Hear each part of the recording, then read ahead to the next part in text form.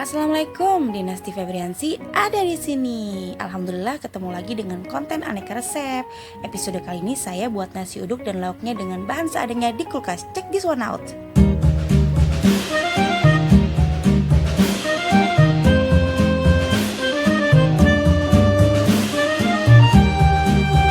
Bahan utama tentunya adalah nasi uduknya.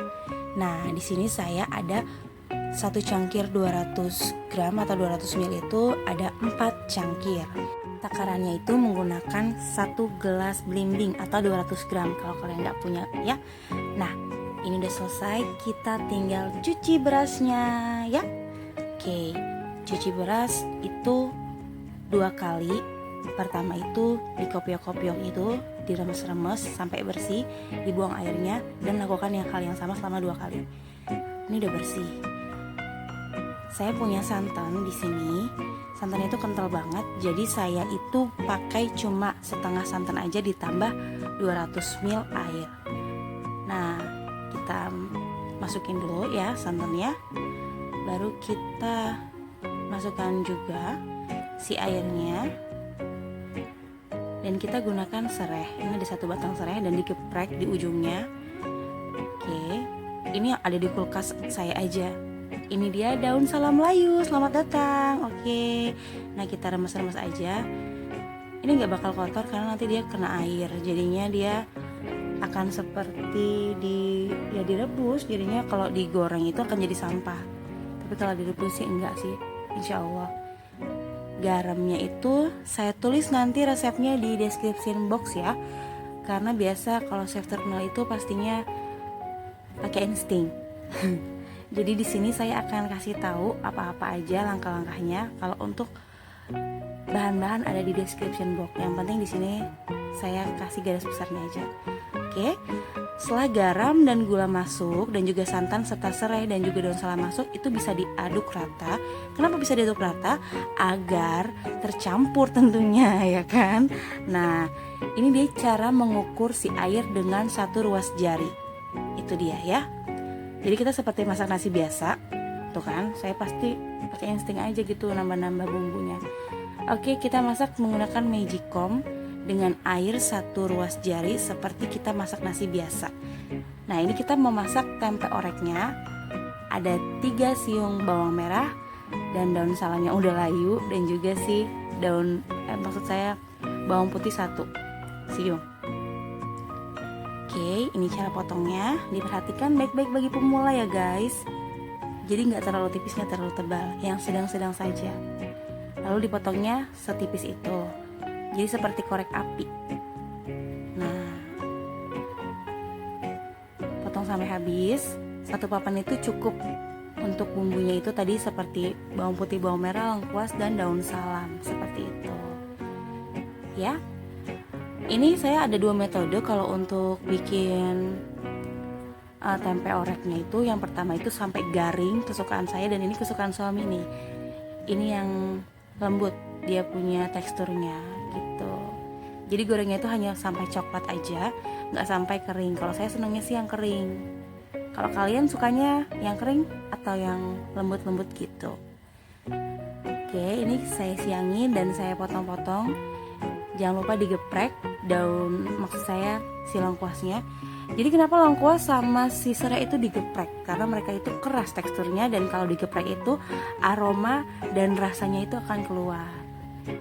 Nah, ini dia proses si gorengnya tempe.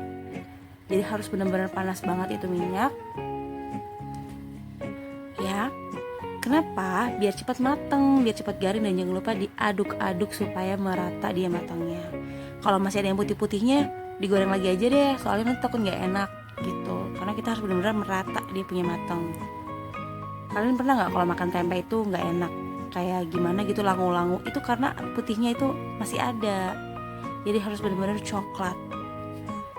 Ya, kalau udah digoreng semuanya itu, baru kita mulai memasak si tempe oreknya. Gitu. Oh iya, ini sebelum masak kan ternyata si nasi udah matang nih di magicom. Nah, ini dia nih penampakannya, cakep ya. Nanti saya akan tambahkan garam lagi karena kurang asin. Jadi untuk description boxnya itu nanti benar-benar saya tulis anti gagalnya ya, insya Allah. Ini untuk tempe oreknya. Semua bahan-bahan yang tadi kita siangi tadi seperti bawang putih, bawang merah, dan lengkuas serta si daun salam itu kita oseng-oseng sampai benar-benar mateng ya. Baru kita kasih si kecap. Kecapnya itu nggak dikasih air ya, begitu aja. Itu kecapnya itu ada di description box juga. Dan ini udah jadinya seperti ini ya, singkat aja penjelasannya karena saya tahu kalian juga pasti pernah buat tempe orek tuh. Jadi begitu sampai nempel. Kecapnya itu saya bisa pakai 6 sendok makan. Nah ini dia sayur-sayur yang saya temukan di kulkas. Itu ada tempe lagi, masih ada. Kenapa saya nggak pakai tempe itu juga buat oseng hari berikutnya?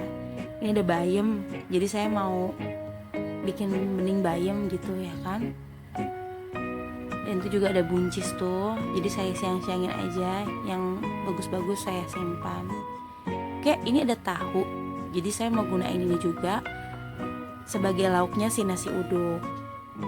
Kalau tahu kuning itu biasanya udah ada rasa pemirsa, tapi kalau yang putih itu kita harus kasih garam dulu. Jadi ini tinggal kita belah jadi dua-dua aja, segitiga, baru kita goreng. Jangan lupa pakai kecap, maksud saya pakai minyak yang panas ya. Ya seperti tempe. Pokoknya kalau goreng apapun sebenarnya harus banget minyak yang panas. Ini sambal, saya mau buat sambal kemangi seadanya juga ya kan. Semua sambal ini nggak tahu berapa, pokoknya ini kayaknya 3 genggam deh saya punya. 3 genggam cabai rawit setan kalau kata orang-orang bilang. Itu 3 siung bawang putih dan 2 siung bawang merah. Nah ini saya blender aja. Udah saya udah males banget yang namanya ngulek. Saya biasanya sih ngulek, tapi ini kita blendernya itu jangan terlalu halus, di kecepatan yang paling maksimum. Jangan lupa digoyang-goyang. Kalau nggak digoyang-goyang nanti dia akan halus. Kalau digoyang-goyang nanti dia akan merata untuk ngeblendernya. Nah ini udah selesai ya, seperti itu. Jadi kayak buat sambal goreng kentang. Biarinlah, yang penting rasanya ya. Rasanya katanya enakan ngulek ya, tapi saya sama biasa aja, sama aja ya, simple biasa. Maaf ya, ada anak kembar jadi banyak banget rutinitasnya.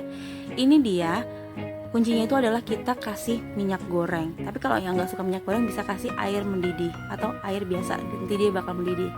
Itu kunci dari sambal ya, adanya minyak yang sedikit banyak tuh seperti itu ya. Kalau dia belum keluar minyak itu sambal belum mateng, jadi harus dioseng terus. Oke, ini dia. Untuk lauk selanjutnya adalah si telur. Saya punya 2 dadar telur, maksud saya 2 butir telur aja ya kan. Jadi seadanya aja kan. Ini pagi-pagi pengen sarapan nasi uduk. Nah ini ada 2 maksud saya tuh 2 kali penggorengan telur, jadi tipis-tipis aja. Nah oke, sambil kita nunggu telur matang, saya siangi dulu si kemangi. Jangan lupa dibalik telurnya biar nggak gosong gitu ya. Oke, ini kemanginya udah saya siangi dan dicuci dulu kemanginya. Dan baru kita angkat si telur, kita dadar yang satunya lagi. Jadi kita punya 2 buah telur dadar yang mau kita potong-potong tipis kayak tukang nasi uduk biasanya gitu. Harusnya sih ada bihun, mie goreng atau apa ya. Apalagi kalau nasi uduk tahu ya kan, ada jengkol, ada semur. Tapi ini seadanya aja yang ada di kulkas. Jadi apapun yang kalian punya di kulkas itu coba dicek, dikeluarin ya kan. Kalian harus bisa sekreatif mungkin, apalagi di zaman COVID-19 kayak begini ya kan. Kalian harus benar-benar kreatif. Apapun yang ada di kulkas harus kalian create gitu. Ini panas banget loh, asal kalian tahu guys, ini benar-benar panas banget tuh telur saya gulung. Oke, untuk potongnya itu saya sih nggak demen setipis-tipis mungkin, karena biar kerasa jadi rada tebal-tebal gitu. Nah kalau misalnya si kemangi tadi itu ya, saya mau jelasin dulu. Si sambal kemanginya itu tuh, si sambalnya itu tadi hanya masako, garam, dan gula. Jadi semua itu adalah insting. Kalau misalnya kalian pas insting itu adalah tercipta dari pada saat kita taruh bumbu, kita rasain dong, oh ini udah enak belum ya, ini enak belum ya, begitu. Saya itu kalau cooking itu selalu nggak pakai takar-takaran gitu ya, pakainya itu ya insting. Kecuali kalau misalnya baking kalau nggak pakai takaran itu nggak bakal bisa, yang ada bahan tet. Ini nasi uduk yang saya udah pisahin, yang tadi tuh yang warna putih itu buat mertua saya, dan yang abu-abu tuh buat di rumah gitu. Jadi kalau misalnya saya masak banyak atau masak besar itu saya pasti selalu berbagi sama mertua, karena mertua saya itu rumahnya di seberang jalan. Oke, ini cara penghidangannya. Saya menggunakan cetakan nasi ya, biar kelihatan kayak orang-orang gitu yang vlogger makanan, biar rapi. Nah, ini dicetak biar cantik ya kan. Oke, ada nasi, dipungut aja, ditaruh lagi di situnya, di tempatnya. Nah, itu cantik. Lalu kita susun tuh ya kan, si telur, tempe orek, dan tahu serta sambal kemanginya. Nih, tempe oreknya kalian harus coba versi kering sama versi lembutnya deh. Tapi pada saat saya rasakan si versi lembutnya, saya juga jadi suka sih. Kalau versi keringnya itu kalau pada saat kita angetin kan malah tambah kayak gosong. Kalau ini kalau diangetin nanti bakalan pas gitu. Ini telurnya. Jadi ini tuh sarapan buat suami. Nah, sekalian buat di plating aja. Kita kasih si sambal. Nah, ini sambal setan. Kata orang-orang ya, kenapa dikasih nama sambal setan ya kan ya? Karena cabai rawitnya yang bener-bener pedes gitu. Apa-apa kalau yang pedes, terlalu pedes pasti dibilang setan. Emang setan itu harusnya pedes? Emang kalian udah nyobain? Hah? Oke, kita kasih kemangi. Dan ini dia penampakan cantiknya ya. Walaupun gak ada bawang goreng, mie goreng, dan juga bihun segala macam itu ya kan, tapi tetap inilah kreatif si ibu rumah tangga dengan bahan di kulkas seadanya. Oke, jangan lupa subscribe, like, komen, dan share ya. Dan juga recook. Wassalamualaikum warahmatullahi wabarakatuh.